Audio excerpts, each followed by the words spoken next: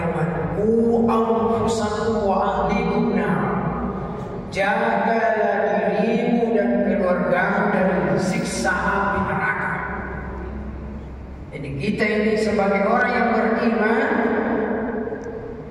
bertanggung jawab kepada diri kita sendiri plus keluarga kita, mulai daripada istri, anak dan seterusnya.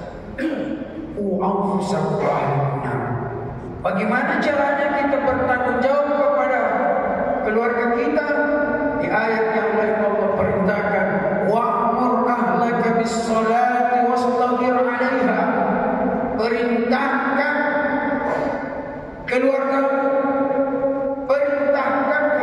anak-anak keturunan bis-shalati, untuk senantiasa melaksanakan salat, wastabir 'alaiha, dan engkau harus bersabar terhadapnya. Artinya apa? Jangan pernah berhenti dan putus asa untuk selalu memerintahkan yang namanya salat. Karena pentingnya itu salat, karena salat itu adalah tiangnya agama. As-salatu imaduddin, wa man aqamaha faqad aqamad-din, wa man tarakaha faqad hadamad-din. Salat itu adalah tiang agama, pondasi agama. Bagaikan satu bangunan, dia yang pondasinya. Siapa yang menegakkan, maka dia sungguh menegakkan agama. Dan siapa yang meninggalkan, maka sungguh dia telah meruntuhkan agama. Karena bangunan itu rapuh ketika pondasinya juga rapuh. Ketika tiangnya juga rapuh, maka pasti bangunan itu tidak akan bisa bertahan. Maka oleh karena itu senantiasa kita perintahkan keluarga kita untuk senantiasa menegakkan salat. Nabi juga memerintahkan,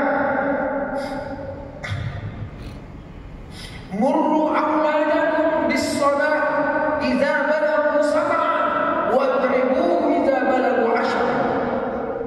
Perintahkan anak-anak kalian untuk senantiasa membiasakan salat ketika berumur 7 tahun.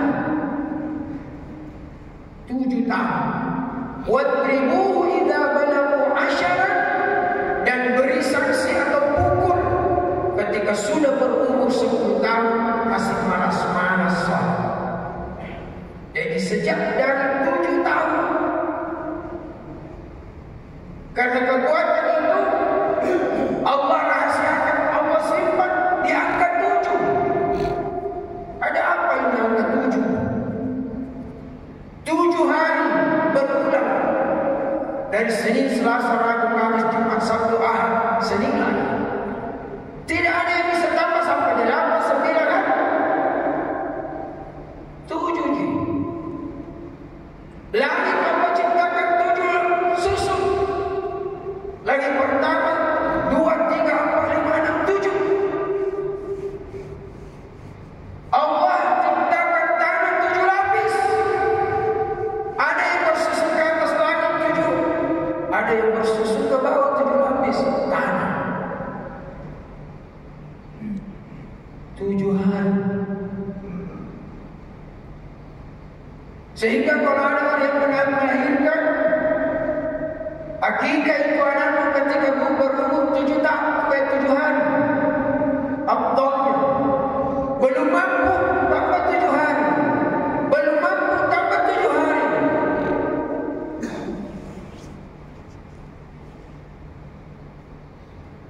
Belum mampu, biar sampai 7 bulan baru mampu. Yang kedua, orang yang syukuran dalam kandungan itu 7 bulanan. Kenapa bukan mesti pertama 1 bulan, 7 bulanan?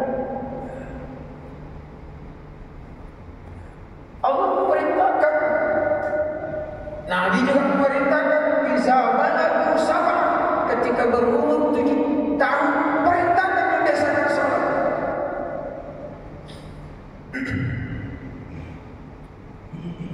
Negara kita juga ini, Indonesia, ini besok ini hari raya peringatan kemerdekaan. Itu dalam sejarah Indonesia merdeka. Tanggal 17 Agustus di bulan Ramadan. Bulan Ramadan. Dan di bulan Ramadan Allah turunkan Al-Quran 17 Ramadan. Berhubungan lagi dengan 7. Jumlah rakaat 5 waktu yang kita lakukan 17 rakaat. Maka pantaslah kalau kita memperoleh kemerdekaan ini dengan berkat dan rahmat Tuhan yang Maha Esa, yang didorongkan dengan keinginan luhur. Artinya pejuang-pejuang bangsa kita yang terdahulu betul-betul ikhlas untuk menegakkan kemerdekaan. Bukan main-main. Karena keikhlasan itu mendatangkan rahmat Allah Subhanahu wa ta'ala. Senantiasa memperjuangkan kebaikan itu adalah rahmat. Dan orang yang senantiasa memperjuangkan kebaikan dalam bentuk apapun, maka orang-orang itu dirahmati oleh Allah Subhanahu wa ta'ala. Inna rahmatallah qaribun minal muhsinin. Sesungguhnya rahmat Allah Subhanahu wa ta'ala senantiasa menyertai orang-orang yang berbuat kebaikan. Pahlawan kita menegakkan kemerdekaan ini bukan karena mau dianggap sebagai pahlawan, tetapi dia menginginkan bahwa kebenaran itu betul-betul ditegakkan di bumi pertiwi Indonesia ini. Ketika kebenaran itu tidak bisa lagi berdiri dengan kokoh di bumi pertiwi ini, berarti kita kembali dijajah. Meskipun dengan cara yang lain. Maka oleh karena itu, setiap kita menegakkan kebenaran dan kebaikan, itu adalah perjuangan di zaman kita ini. Tidak perlu menjadi pahlawan seperti perjuangan dahulu. Maju ke medan perang, ambil senjata secukupnya yang sekadarnya, batu runcing dan sebagainya. Tapi karena tegakkan kebenaran itu, maka Allah turunkan rahmatnya. Masya Allah. Kalau kita sudah tidak mampu lagi menegakkan kebenaran, mana bisa rahmat Allah itu diturunkan? Yang ada cuma yang turun itu murka dan laknat Allah. Bukankah kita sudah diberitahu, barang siapa yang membiarkan kezaliman merajalela, maka tunggulah Allah akan turunkan bencana dan kehancuran di tempat itu, di kampung itu, di negara itu dan sebagainya, ketika kezaliman sudah merajalela dan dibiarkan. Bapak Ibu yang dirahmati oleh Allah Subhanahu wa ta'ala, kita ini hidup tidak lama, Pak, 7 hari. Meskipun puluhan dan ratusan tahun, maka 7 hari kita hidup. Kalau kita tidak mati di hari Senin, hari Selasa, tidak mati di hari Selasa, hari Rabu, 7 hari ini kita selalu menunggu. Karena siapapun dia, bagaimanapun pangkat dan jabatannya, bagaimanapun kayanya, ketika ajal sudah datang untuk menjemput, tidak ada yang bisa menghalangi. Tidak ada yang bisa menghalangi malaikat Israel alias malaikat maut untuk datang menjemput dan membawa kita menghadap kepada Allah Subhanahu wa ta'ala. Maka kita kembali kepada Allah dan tidak pernah pulang-pulang lagi. Inna lillahi wa inna ilaihi raji'un. Maka sebelum kita dipanggil kembali yang sesungguhnya, yang tidak akan mungkin lagi dipanggil berulang-ulang, panggilan terakhir, maka laksanakanlah dan abaikanlah setiap panggilan-panggilan Allah yang sebelumnya. Panggilan Allah setiap hari adalah panggilan salat. Panggilan salat melalui kumandang azannya muazzin, hayya 'alas salat, hayya 'alal falah. Mari kita salat dan mari menuju kebaikan, kebenaran. Maka orang yang tidak mengabaikan panggilan ini berarti dia tidak mau menuju kepada kebenaran. Dikalah. Siapa yang kalah kita? Syaitan, iblis alaihi laknatullah. Ketika azan datang berkumandang, sebentar masih banyak waktu baru azan. Tunggu lagi, belum iqamah. Begitu kamu, masih banyak waktu. Selesaikan dulu ini pekerjaan. Masya Allah, na'udzubillah. Padahal panggilan ini bukan untuk ditunda-tunda. Panggilan segera kita laksanakan menghadap kepada Allah Subhanahu wa Ta'ala. Banyak panggilan Allah. Panggilan haji.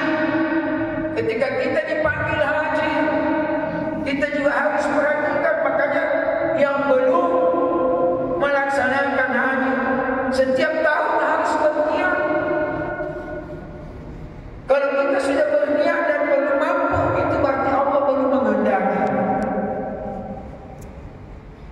Tapi selama kita selalu berniat, insya Allah, dan meminta kepada Allah, suatu saat kita akan bisa mampu melaksanakan dengan baik. Ketika panggilan-panggilan sebelumnya kita sudah jaga, maka Allah akan mudahkan untuk melakukan panggilan berikutnya. Begitu pula panggilan kematian. Ketika kita dihadapkan dengan Israel, malaikat pencabut nyawa. Ketika dalam hidup kita ini sehari-hari memudahkan untuk melakukan panggilan-panggilan Allah sebelumnya, maka panggilan kematian juga ini mudah kita lewati. Karena Allah yang menjaga apabila kita senantiasa istiqamah. Innal ladzina qalu rabbuna Allah thumma istaqamu tatanazzalu 'alaihimul malaikah alla takhafu wa la tahzanu wa abshiru bil jannah allati kuntum tu'adun. Siapa yang orang yang senantiasa berkata Tuhanku hanyalah Allah, dan dia istiqamah berpegang teguh kepada kalimat la ilaha illallah Muhammadur Rasulullah, ketika dia dijemput menjumpai ajalnya didatangi oleh malaikat, bukan cuma malaikat Israel yang datang sendiri, tapi tatanazzalu alaihimul malaikah, turun para malaikat berombongan. Apa yang disampaikan malaikat itu? Alla takhafu, jangan takut, wala tahzanu, jangan cemas, wa abshiru bil jannah allati kuntum tu'adun, dan digembirakan dengan diperlihatkan tempatnya di surga sesuai apa yang dijanjikan oleh Allah Subhanahu wa Ta'ala. Maka siapa yang sudah beristiqamah, maka dia akan digembirakan oleh para malaikat dengan diperlihatkan tempatnya di surga yang Allah sudah janjikan. Nabi juga sudah janjikan, as-salatu miftahul kulli khair was-salatu miftahul jannah. Salat adalah kunci segala kebaikan, dan salat itu sendiri adalah kuncinya surga. Maka mari kita menjaga salat di waktu dan jangan pernah berhenti melakukan tanggung jawab kita. Qu anfusakum wa ahlikum nara wa'mur ahlaka bis-shalah. Jaga dirimu dan keluargamu dari neraka, dan senantiasa bertahan keluargamu untuk selalu salat dan banyak bersabar. Ridhoka wal jannah wa na'udzubika min sakhatika wan nar. Rabbi ij'alna muqimas shalah wa min dzurriyyatina rabbana wa taqabbal du'a. Rabbana ighfir lana wa liwalidina wal mu'minina yawma yaqumul hisab. Rabbana atina fid dunya hasanah wa fil akhirati hasanah wa qina adzaban nar. Adkhilna al jannata ma'al abrar ya aziz ya ghaffar ya rabbal alamin. Wa sallallahu ala rasulillah sayyidina Muhammad wa alihi wa sahbihi ajma'in. Subhana rabbika rabbil izzati amma yasifun wa salamun alal mursalin walhamdulillahi rabbil alamin. Wassalamualaikum warahmatullahi wabarakatuh.